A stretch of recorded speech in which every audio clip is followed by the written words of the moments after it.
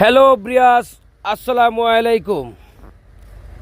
সুপ্রিয় দর্শক মণ্ডলী, ঈদের দীর্ঘ ছুটির পরে আজকে আবার সবাই একসাথে মিলিত হলাম এবং কাজে যোগদান করিলাম। আশা করি আপনারা সবাই ভালো আছেন। আমার শাশুড়িও ভালো আছে। এই হলো আমার শাশুড়ি। আমার শাশুড়ির নাম হলো কারণ বাজারের কারিনা। হ্যাঁ, এই যে কারণ বাজারের কারিনা। হ্যাঁ, এই